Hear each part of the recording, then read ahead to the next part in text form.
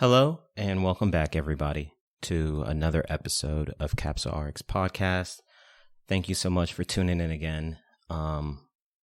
Today is definitely one of those days where I just didn't have the energy. I worked an extra shift last week, and so I didn't really feel like recording an episode or doing anything, and I had to do a lot of business on my off day on Sunday and also worked on Saturday. So I just didn't have that energy really this weekend or even this Monday morning to really do an episode. But working out in the gym, taking some time to think about it, it's like, man, we got to be consistent with what we're trying to do. So hope you guys appreciate this episode. And through all that, it made me just think about different lessons I've learned throughout life. And I realized that should be what this episode should be about. So this episode today will be about the 10 lessons I've learned so far through pharmacy school and through residency and through pharmacy. So in general, the 10 lessons I've learned in my pharmacy career so far, from student to pharmacist. And I believe that this will be some valuable information. I hope you all take these 10 lessons that I've learned and apply it to your lives. So that way you can gain a lot of value from this, and it can help you become the person you would like to be in your workplace or with your family or with your friends or whatever the situation might be that you're going through. Because I've been talking to more and more of my colleagues lately, and I believe a lot of them are not as happy as they would like to be or not as appreciative of the position they're in. So if you can kind of channel these 10 lessons or these 10 things I'm going to share with you all today, I believe it will help you set better expectations. Because I believe a lot of times the reality is so different than what we predict or what we expect. And so if we could be more realistic with our expectations when you actually go into the workforce or you go into certain scenarios or situations, you won't feel as unhappy. You won't be as disappointed as some of my colleagues have been. So go ahead and get started. Right now, the first thing I want to share with you is one of the lessons I've learned, and this is from my mentor, and I mentioned this plenty of times in the past. No big purchases.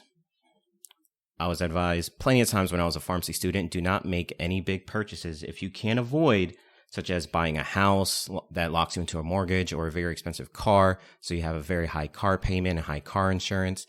The main reason is not because you don't want to spend your money or you don't want to treat yourself, but because you don't know where your career will take you. You don't know where life will take you.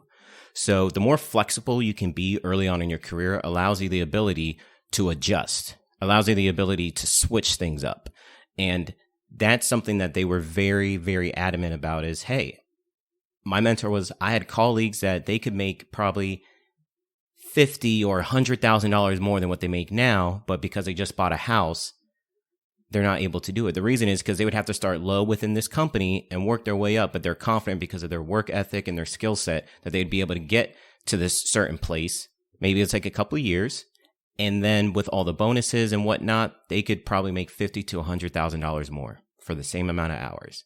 But the reason they couldn't do it was because of the mortgage or because of a high car payment or different things like that they did not want to go down with their lifestyle. So some of the best advice I've been given, and this was mainly when I was a pharmacy student, was to try to stay with that student mentality for as long as you can within the first 5 years of becoming a pharmacist, because you never know what will happen when it comes to your career.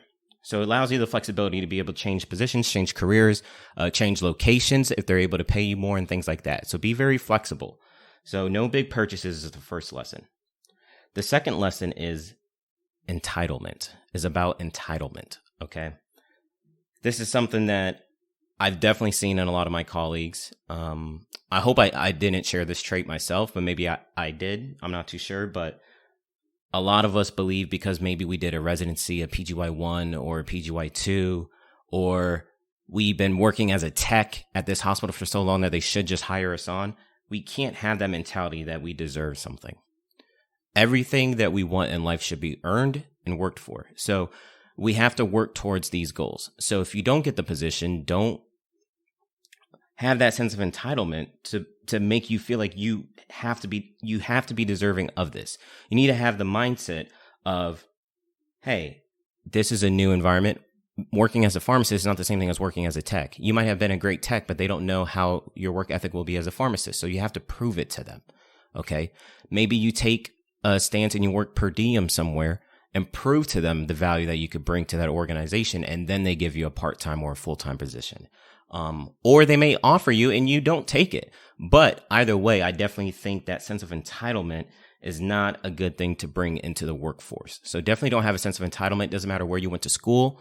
If you went to one of the top 10 college of pharmacies and you got your degree and you believe that you deserve a job right out of school, like, no, you have to make sure your CV is on point. You have to make sure your interview skills are on point. Have you been practicing that? Have you done mock interviews with people? So these are the things that I've noticed in some people where, hey, I did all these things. I know I'm great, blah, blah, blah, blah. But that's a sense of entitlement because you haven't been working on these other things. How good is your CV? You could be a great person, but if your CV isn't great, then maybe that's why you're being skipped for interviews. If you get a bunch of interviews and you're not getting any offers, then maybe you need to work on that job interview process because that's what's holding you back. Because on paper, you look great.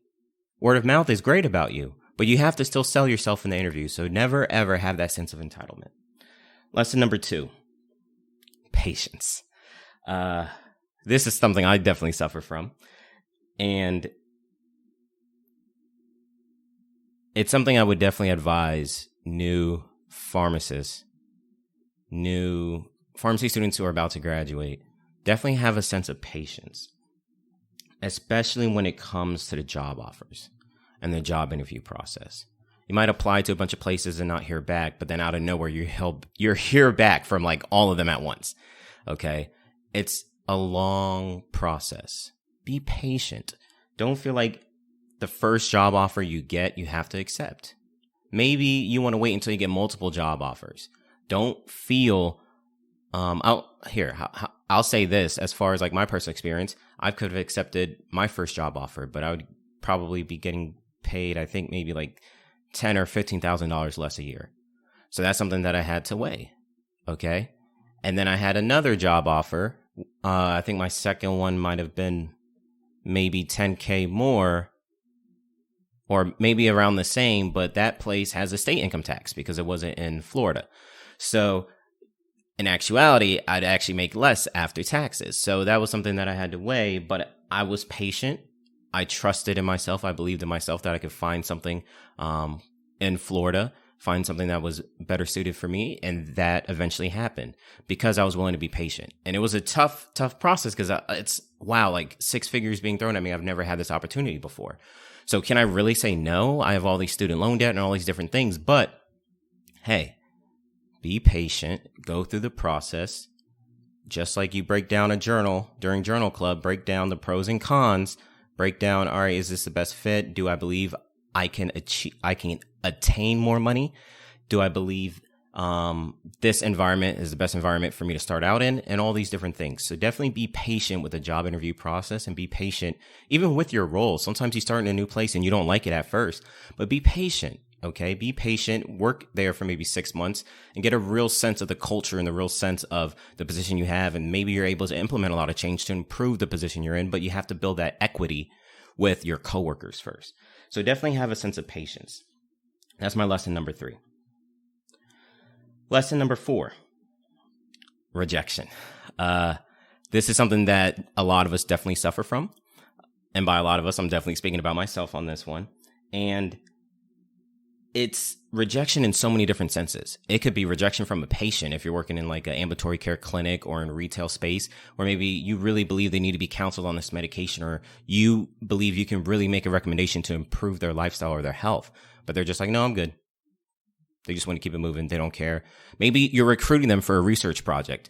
That definitely happened a lot during my research project in residency. And it's like, this is for free. I could really help you with your diabetes management and whatnot. And it's like, no, I'm good. I think I can handle it. And it's your A1C is very elevated. It wasn't handled before, but now you believe you can. And it's like, I can help you through this at no cost to you.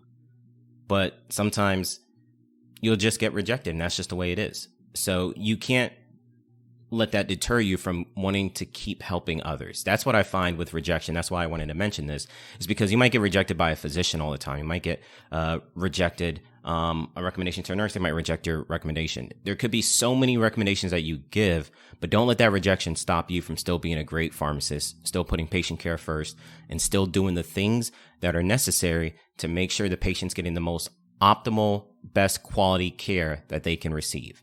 So don't let a doctor get you down if you believe, hey, we could do de-escalation when it comes to antibiotics or different things like that. Even if you get rejected 25 times, still do it. Still try to do the best that you can. So don't let rejection stop you from bringing the best quality of care that you can to a patient. And I'll add on to this too with rejection. That can even happen in job interview process too. So don't get too down on that. All right. I just wanted to make sure I mentioned that. The next lesson I learned was you need to have a plan for your student loans. Because if you don't have a plan, that burden is just going to weigh you down. It's going to weigh you down heavily. So you want to make sure that you do the best that you can to come up with a plan to help you pay it off. So whether it is, hey, I'm just going to pay it off myself. I'm going to live frugal for this amount of years. I'm going to put this much into it, and this will be my plan. I'm going to stick to it, and you're going to be consistent with your payments monthly. Or maybe it's, in my case, it's I want to do the public student loan forgiveness program. So I'll do 10 years with a nonprofit. So any hospital that I'm interested in, they have to be a nonprofit. And if they're not a nonprofit, they would have to provide me X amount of dollars to make up for the difference of me having to pay off my student loans. So that was my plan. If you need any help calculating anything when it comes to like the student loan payments and the best way to go about it, please feel free to contact me. Please don't be shy. I owe a lot student loan debt too. So don't feel like, oh my gosh, like I don't want to tell you my number. You don't have to. You could tell me a different number. I could show you the process of how to really calculate what's the best option for you, whether it be maybe to do the public student loan forgiveness plan or to maybe just pay it outright. So that's something that you can definitely consider. And also, another thing you can consider is reaching out to your job. A lot of jobs actually can help contribute to your student loan payments. So if you reach out to your job, you can see if they have any student loan contributions that they're willing to make. And I would say you still make your payments, but they add additional contributions to help bring that interest rate down or help bring your fixed amount down. So that's something that is definitely can be beneficial. So I highly recommend you reach out to your employer to see if they have any programs to help you reduce your student loans. And another program that you can do, depending on the position you work in, let me look at my notes here. I believe it's the NHSC. So NHSC has, I think it's a loan or something of the sort, where you basically have to work in like addiction type centers. I think opioid addiction, different things like that. So if you're working like a pain management clinic or a methadone clinic, something like that, I believe that will allow you to qualify for an NHSC loan. And so if you work in one of those areas, I highly recommend you check that out. I think it's an application process where I think you might have to fill out an essay or something like that. And then I don't think it's necessarily a loan. I think I might have misspoken on that. I believe it's more of a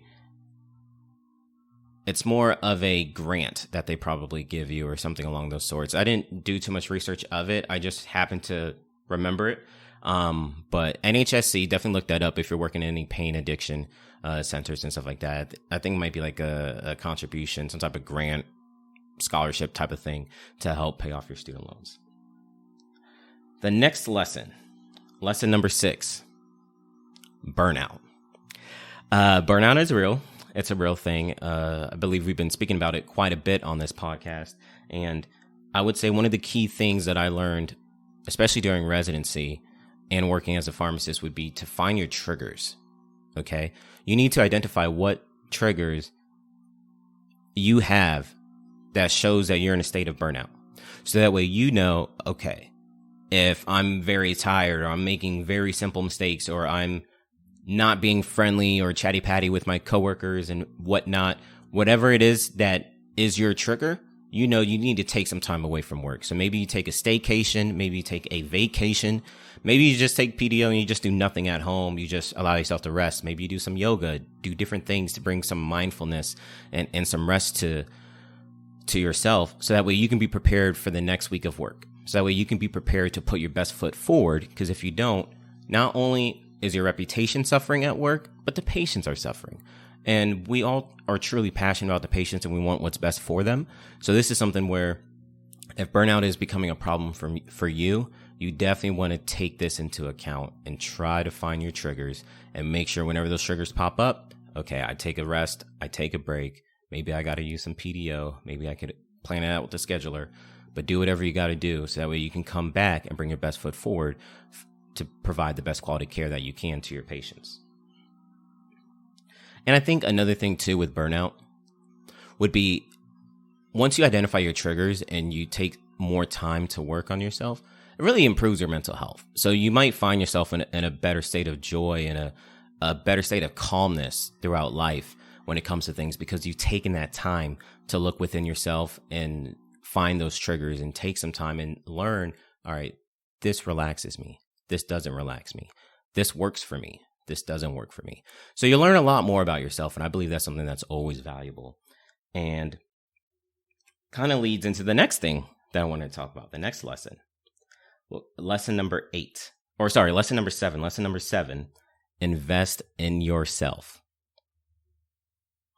This is one of the biggest things that I'm currently trying to work on this year and probably the next 3 to 5 years. I want to invest in myself more. Because when you do that, when you do things such as reading a book every month, pushing yourself to do new courses, right? Learn new things. It doesn't even have to be pharmacy. You can invest in yourself and pick up other trades, other skills that could help you become a better pharmacist. You could learn Spanish, for example, and then maybe if you work in a high Hispanic population, you now knowing Spanish brings a lot of value to those patients, because now you don't have to go get an interpreter. You don't have to wait for one. You're able to communicate directly and build that rapport with that patient. So that's something personally that I would like to do, is learn another language. Another thing could be kickboxing or salsa dancing, different things like that, dance classes, all these different new challenges that you put on your plate. And I believe once you invest in yourself and you overcome them, even if it's as simple as reading a book every month and you did it for a whole year, you start to build confidence in yourself. You start to build a sense of belief that you never had before, that you can overcome any situations or any challenges that you'll face in your life.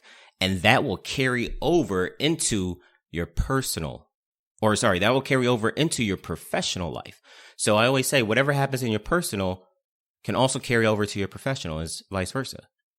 How your work ethic is at work, that's probably also your work ethic at home.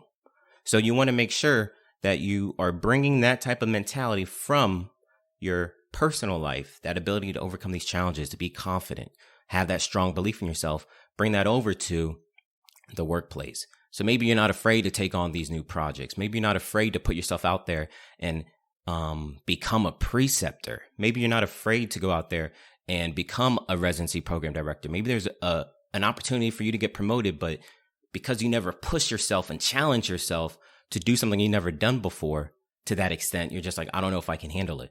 But if you start building the tools and start building those experiences to where you've done it in the past, it makes it so much easier for when you're going to go do something in your professional life. So that's why I think investing in yourself is something that can be very valuable, and it doesn't even have to be expensive. There's free courses a lot of times online. You can do things on Coursera.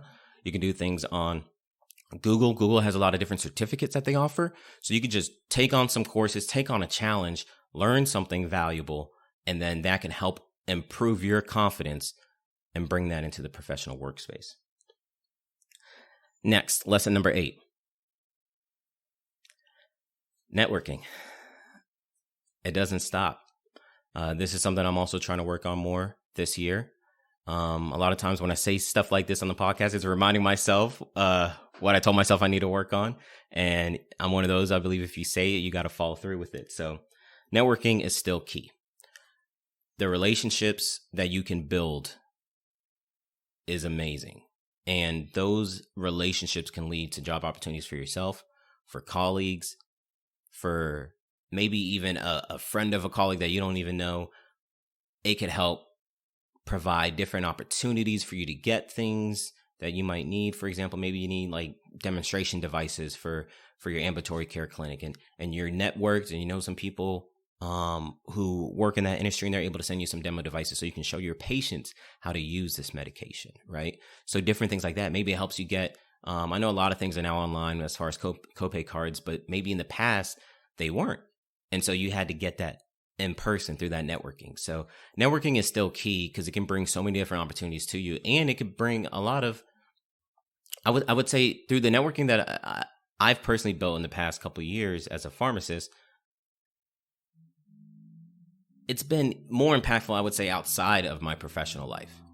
The type of knowledge that they've given me maybe on finances, on different things that I can do to build wealth, different things to think about when it comes to building a family, having a family, and different things when it comes to the type of person, the type of legacy you want to leave behind. And so those were things I wasn't really thinking about as much, but being around those people, networking with those type of individuals now has motivated me to kind of have that mindset. So networking is definitely a big, big key. Then the last two, just going to say briefly because of time.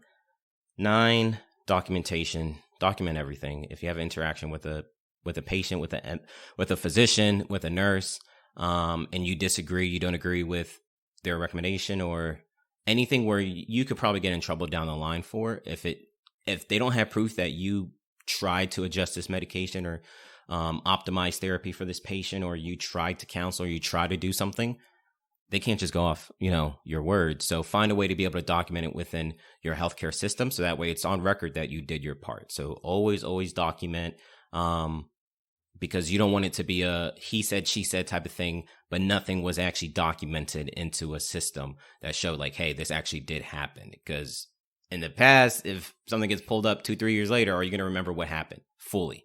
So that way it's important to document as thorough as you can. So that way you can always protect yourself.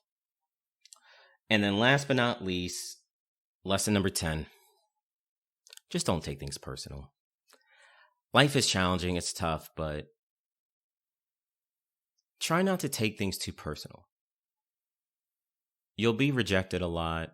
I think this kind of encompasses everything. You'll get rejected a lot. It's going to be tough to have patience. Burnout will play a part in work, but just try not to take things too personal. It's really self-explanatory.